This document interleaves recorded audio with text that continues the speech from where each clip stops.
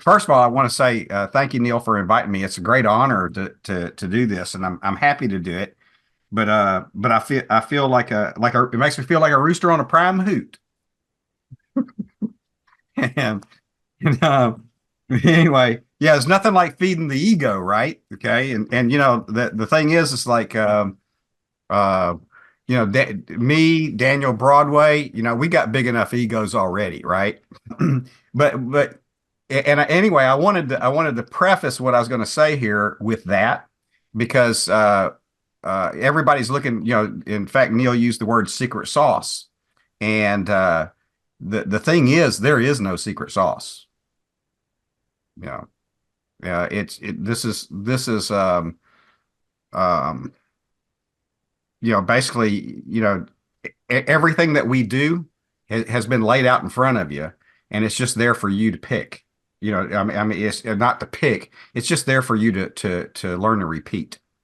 And there's no. I don't do anything special. Daniel, actually, I think Daniel is outsells me, or he's at least ahead of me this year by big time.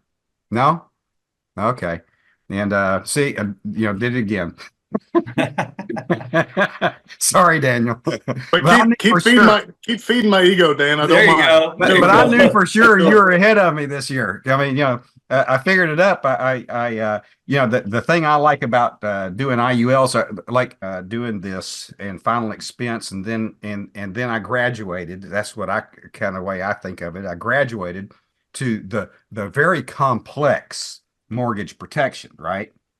And and that was a change. I mean, it was a good change, but still, I felt like I was just running around in circles, and I was working 6 days a week, like 90 hours a week, and and and yeah, it just going to people's homes and all this kind of stuff, and it was just and then the IUL got laid here in front of us, and it was just like a breath of fresh air, and because every sale that we make, we're making two or three or four or five times what we would on a final expense or a mortgage protection policy, and and that starts adding up very fast. And like I never hit Hall of Fame until I started doing IULs, and um, and there's something else about helping people get into an insurance policy that's not about dying. It's about living better, not dying better. And to me, I get a lot of satisfaction every time I help somebody.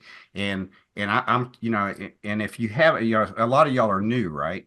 And so if you haven't talked to people yet, for one thing, I remember before I got my first IUL leads, and I was going, well, how do I sell this?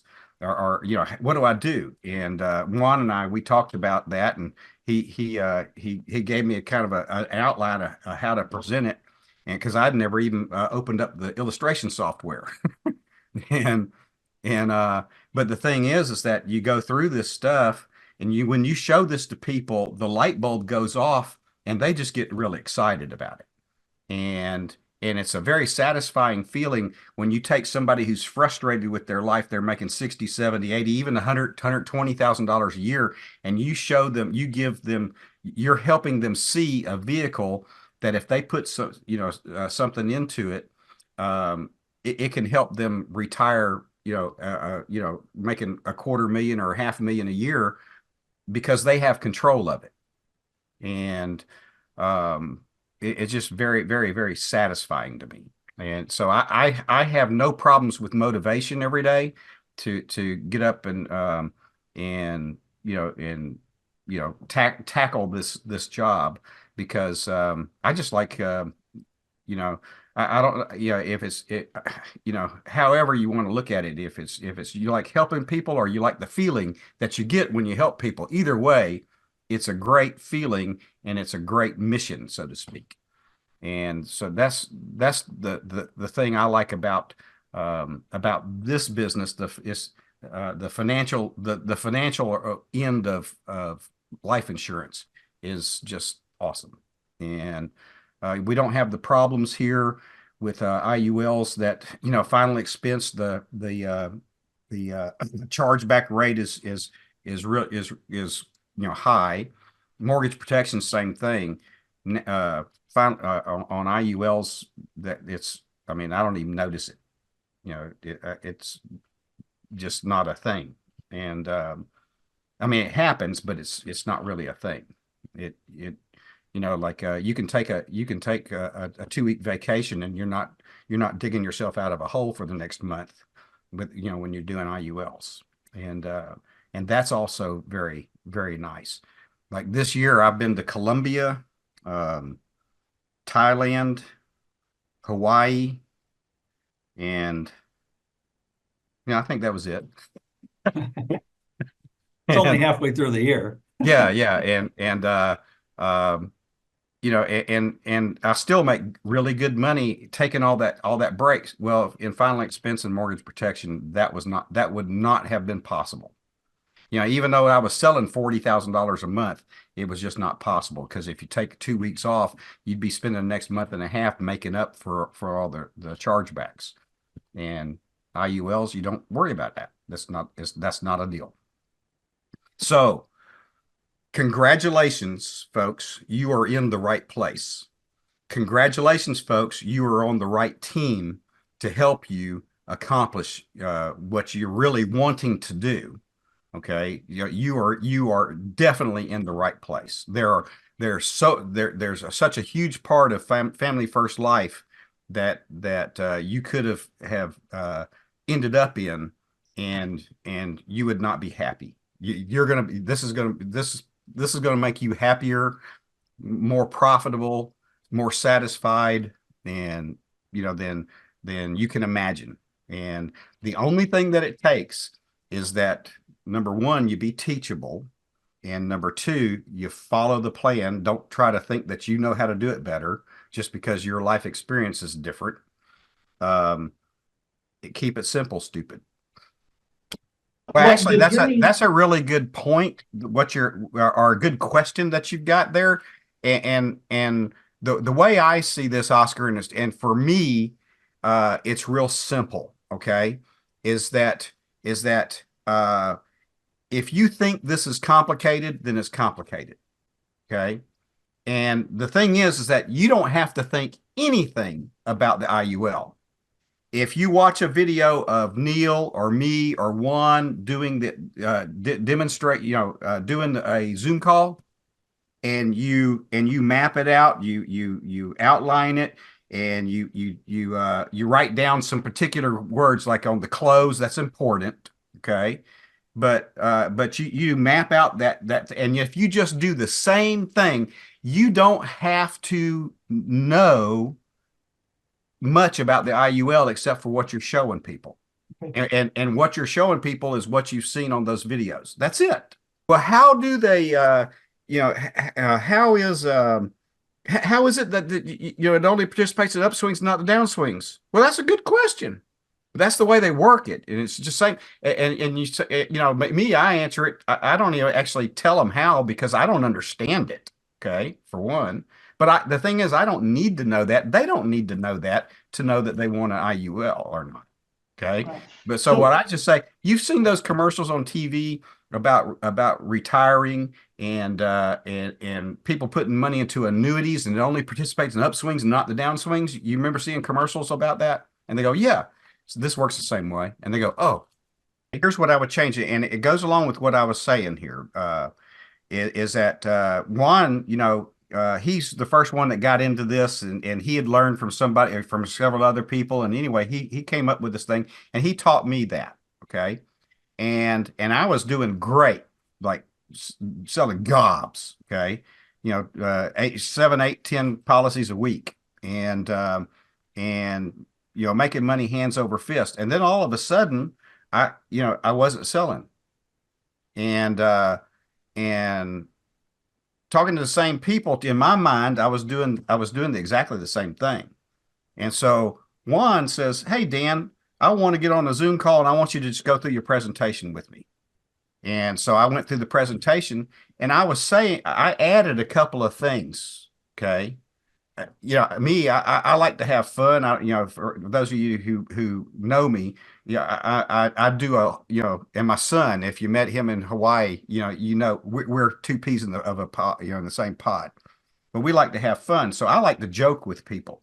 And I inserted some jokes into the presentation, and Juan says, I think if you cut that out, just don't do that because what you just said, yeah, it can create doubt in somebody's mind about what you're saying. And I went, I can see that now. And so what I did is I just went back to the basic presentation that I learned in the first place. And so what I learned was that it's if you find something that's working, and here's the thing, those videos that you see of people doing a presentation, they work. I would I would follow them to the T, because if you do that, you're going to sell gobs of IULs, period. And don't think that you know better or that you can do it better, because that's what happened to me, and my sales went down.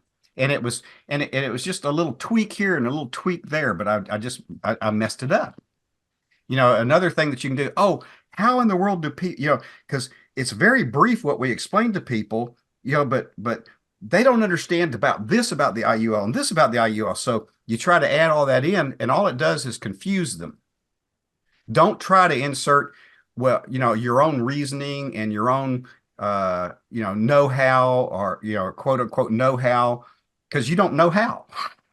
So Sure. don't think that you know a better way is what I'm getting Sure. at. I can't tell you the So, number of people that we've recruited, and they start this, and you watch them do their presentation, and it is nothing like what they see on the training videos. And I tell right. them, and I tell them, you need to stop that. You need to watch that video 5 times. You need to outline it. You need to memorize the wording, how it's worded, and just do that. And some people have trouble doing that. They think, oh, I know better, and they're convinced of that, and they'll Mhm. fail. Now, I'd say 7 out of 10 times they're going to fail. Sometimes they may do have a better mousetrap, but are you going to take that chance? Say for the most part, I get the lead in. It goes to my CRM. I dial them, and they answer the phone. I just say, hey, I'm calling because you'd filled out a form on my website about the IUL, the tax-free retirement. Being your own bank. You remember doing that? And they go, yeah, glad you called, or whatever, right? And say, hey, I didn't call to go into this now with you, but I did want to touch base with you just real quick. Um, because if you like, what we can do is set up a time to get on a Zoom call. So I set up the Zoom call on that call. If I have a discovery call, the only time I'd have a discovery call is if somebody books it themselves. I don't book discovery calls and then Zoom calls. Because if you work to, like at one point we were asking people, hey, how's your health and all this kind of stuff. We found out that kind of scares people. For one, you have no relationship with them and you're asking them about their health. That's kind of personal. Till you're on the Zoom, they can see you face to face, and you start building a relationship. Now you've got, you're a real live person in front of them instead of some voice that they found on the internet they don't know. First of all, I'm not building rapport on the call. My goal is to set a Zoom appointment. Now I'm friendly and everything, but it's business. We say, hey, you filled out that form. What is it that piqued your interest that made you want to fill out the form? And then those notes. I Right. like to be in your own bank part, or Okay. that intrigue, or the compound interest. I mean, I am not educating them about the IUL on that call. In fact, if you say anything about the IUL, you say, or if they ask you a question directly about it, say, in fact, that's the reason I wanted to touch base, or to call you today, is because I wanted to set up a time we can get on a Zoom call, and I can open up the software, and we can Mhm. we can plug in your numbers, and we can see exactly how an IUL will work for you. So that way Mhm. it won't be a hypothetical. It'll be your numbers. Does that make sense? I Yeah. don't use those words, but if you feel comfortable doing that, that would work. They're actually But wanting to know about it. And now the show rate goes from anywhere from 20 to 40%, you know, on that. and I use a CRM, and I found my like I used to do it with all paper. I would just print out the lead and do it with paper. And when you get a stack, of leads like this right here somewhere, and you're going, okay, where is that? That's impossible. I end up getting more appointments because the CRM helps me. It's like the sale rate, the ones that actually sign up percent just depends on the 40 to week. 60%. Like I say, now Juan closes he asks different closing questions than I do. But for me, I'm not comfortable the way Juan does it because he's asking a direct question. Me, I assume the sale more so.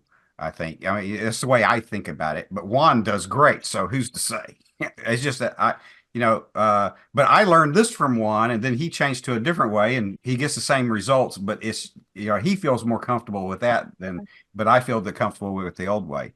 But basically, what I do is as soon as I get through, showing the illustration, and I've told them everything I'm going to tell them about the illustration and how the money works. Here, let me explain to you how this works. Okay. Now, when you apply, that's going to take anywhere from 3 days to 3 weeks. Okay, and when you go through underwriting, they're going to come back with they're either going to decline you, in which case nothing happens. They then give you 75 days to make any changes you want to it. So let's say that we apply at this $500 a month that we illustrated, and you get approved, and you get to thinking about it. You say, I really like the way this works, and I could really afford to do like 750. Mhm. You sign off on it, and you're off to the races. Or you could say, maybe my eyes were bigger than my wallet, and I'd feel more comfortable setting this up at 400. And so we call them up, we make the change, sign off on it, and you're off to the races. So the question, Oscar, is at what would you want to apply? Would you want to apply at the 500 we illustrated, or would you want to do higher or lower? And then I zip it. Then I zip it. I don't say another word. Well, the thing is that you if you watch any of Juan's presentations, you'll see his way of closing. If you watch mine or several other people, you'll see the way I just did it. Yeah, and anyway, those are the two that we have. And I had a new recruit. She was, we were training her, she is studying it and all this kind of stuff. And she went through that whole presentation beautifully. Okay. She did the illustration, it was perfect. Okay. And then she got to the end of, all she was going to say about the illustration. She says, hey Dan, you have any questions so far? And I said, nope, looks good to me. And or nope, I don't have any questions. And she says, well, would you like to apply? All right.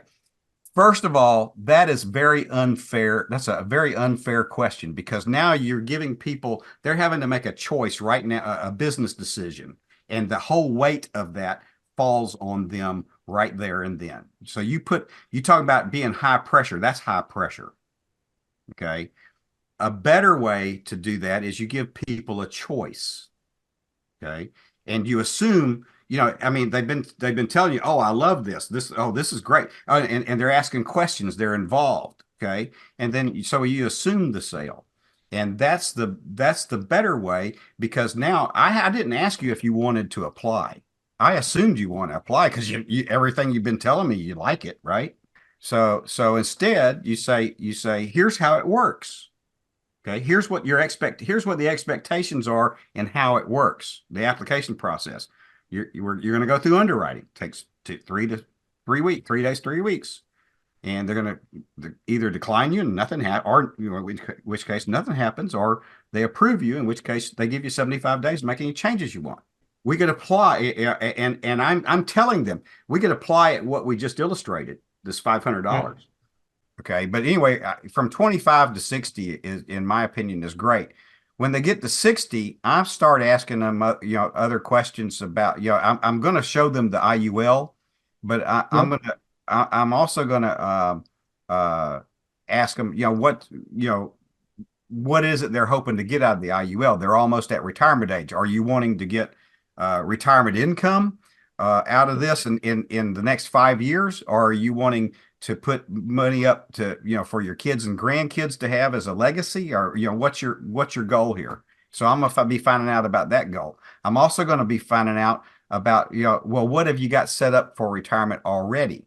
And do you have any 401ks or IRAs or TSPs, and or huge savings that are stock brokerage accounts or something like that? And then you get answers to that. And do you have any 401ks or that from a previous employer that's sitting there with stranded money? And I'm wanting to find out about that, because I'm also going to talk, if they have that kind of money, I'm also going to talk to them about annuities. The 25 to 40, to 60-year-old, they're all the same. Like when I get to the point, like when I open up the illustration software and I enter their name and their birth date, and I ask them, "Do you smoke?" But anyway, I'm finding out about if they're large, whether or not they if they're too big, then I'm going to say, hey, how about your wife, or how about your spouse? There's only one objection, and I don't get it that often, but I found probably 80% of the time I overcome, or 90% of the time I overcome it. And that's is, well, I didn't want to apply here tonight. We want to think about it. And so my response to that says, okay, that makes sense, but let me explain to a little something about how this works, okay? Because you could take, you could spend the next week and run spreadsheets on your budget, and you come up and say, hey, here's the exact amount we could put into here every month, and call me up in a week, and you say, hey, Dan, we want to apply. And so we apply, and if they decline you, you just wasted 8 hours of your time figuring out that all this Mhm. stuff, and you didn't even know you could be approved. Apply, and then if you get approved, that's when it's time to run the spreadsheets. And they'll go, okay, that makes sense. And probably 80-90% of the time they go, that makes sense. Okay. Yeah, I love that one, because I love it. I love it uh, uh, because 90% of them are going to say, yeah, okay, that makes sense. So let's just say, yeah, he's 33 years old, right? Okay. He set up a budget of $500. Okay. And then here's his thing, so he says he's going to retire probably at 70. So we had him contribute till he's 70, and he'd have 707 and $42,000. Well, let's just go over here, and let's just say that he was only going to put in $200 a month, and let's see what his okay. So now he's got $181,000. Okay, and then here's the way I do this. I don't even show, if it's 181,000, I can, well, you can show them what the retirement income would be. I say, hey, David, if if you wanted, you could start taking $11,000 a year tax free. That's the same thing as making about, getting about 17 or $18,000 before taxes. Okay. And you can do that, but this is not retirement money. Okay. This is retirement supplement money. Okay. Now I want to show you one thing. You see this 181,000 right here? Okay. I want you to remember that number. Okay. And because what I'm going to do, and I'm going to cut this distribution off here, but because we're not going to make decisions for, oh, well, actually, let's do this. Let's leave that on there. But here's what I'm going to do. We're not going to change anything. We're going to click this. We're not going to change anything about your policy, except we're just going to add $50 a month to it. Okay. And remember, what was it? 181,000 at 70 years old. Now it's 274,000. So that $50 just made you $90,000. Now, why is that? It's because the cost of your insurance didn't go up a bit, but every bit of that $50 a month that $600 a year is going into your cash, and that's what's compounding, and is invested on the market, and that's the difference that 38 years makes on that $50. Yeah, you could. And then you say, yeah, if you want to make this retirement income, do this, set this at 500, not 5,000 a month, but 500. Okay. And then, but I mean, and now you're looking at $65,000 tax free. That's about the same thing as making $90,000 a year before paying taxes. Okay. Is that better? I call it, if it's not near like over $500,000, I call this retirement supplement money. And I say where your real retirement comes in is in this column right here. This is because this is the part you get to use as your bank. And I'm gonna tell you a story here, Danny. I had a client that 2 years ago he was putting $1,000 a month into his IUL. He's 30 years old, and within about 2 years he had like nearly 28,000 dollars. But he found a house that he could buy and put down $20,000 on, and he did that. He mortgaged, took out the mortgage, and he set it up as an Airbnb. Now he's had this for 7 months now, okay? Because he just got his IUL 2 years ago, and he's had this Airbnb now for about 7 months. And he called me the other day. He says it looks like he's going to cash flow or profit almost $20,000 on that this year. Okay, That's awesome. and now here's his plan. So he's still putting $1,000 a month into it, and by the end of this year, uh, he'll have most, if not all, of that $20,000 paid back. So he's going to have nearly $40,000. He's already looking for a house he can put $30,000 or $35,000 down and do it again. Now his goal now in the second year, he's got one house that's giving him $20,000 a year, another house that's giving him $30,000 a year. He's got $50,000 a year passive income coming in. Now he can pay this $35,000 loan off in less than a year, and then he'll be looking for his third house. His goal is to have 10 houses in 7 years.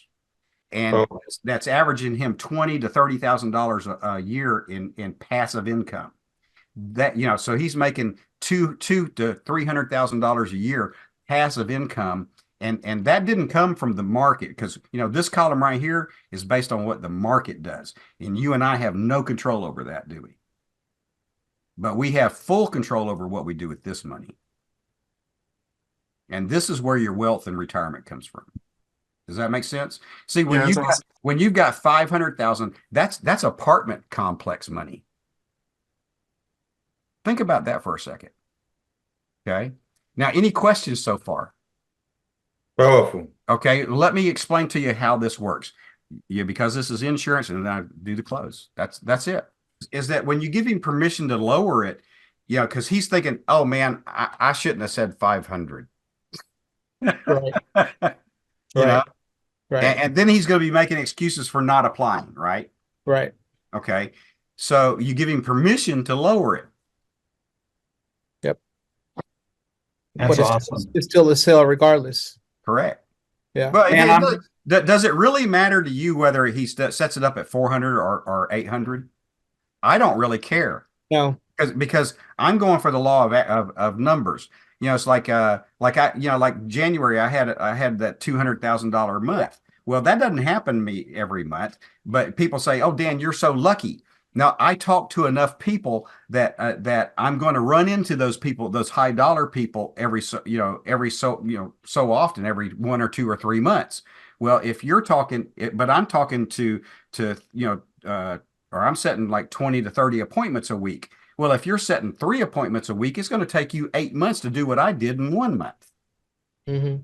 So you're not as lucky as me because you don't run into this. 20 to 30. 20 to 30. Guys, and Oscar, the key answer is, what would I do different? You'd go big or go or find another job. This ain't for you.